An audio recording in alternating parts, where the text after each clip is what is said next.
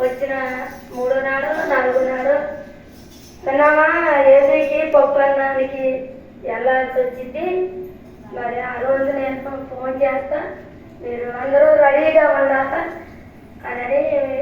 ఏం చేయాలో విన్నామా, నేను ఎవరికి చేసేవాడు కాదు, నాకేమీ తెలియట్లేదు విన్నామా. మరి మీరందరూ వచ్చి మరి కొద్దిగా సహకరిస్తే నాకు తెలియజెప్తే చేసుకునే కార్యక్రమాలు అని అంటే, అయ్యా మీ వాళ్ళ మేనమాలు ఉన్నారు, మరి వాళ్ళ అన్నీళ్ళు ఉన్నారు, సరే మాకంటే ఫోన్ చేసిన అయ్య గారు వాళ్ళకి మీ ఇంటి దగ్గర పోయి చెప్పండి, అది బాధ్యత. మీరు చెప్పిన తర్వాత వాళ్ళు వచ్చేది, మనం వెళ్ళేది, మనం మాట్లాడుకుందాం అయ్యా అని చెప్పిన. చేస్తే అలా అంతేనంతనామంటే అంతే అయ్యగారు అన్న. చెప్పిన తర్వాత మేము అనుకున్న రోజు అయ్యా మిస్ అయ్యింది.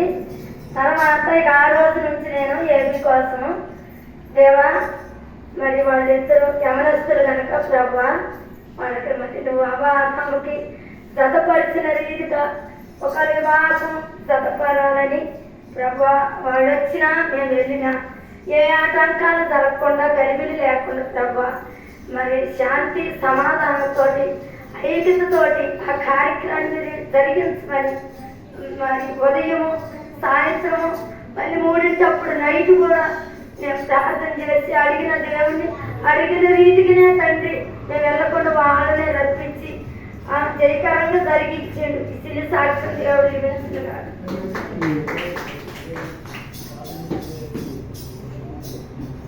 నీకు సహాయము చేయువాడు సదా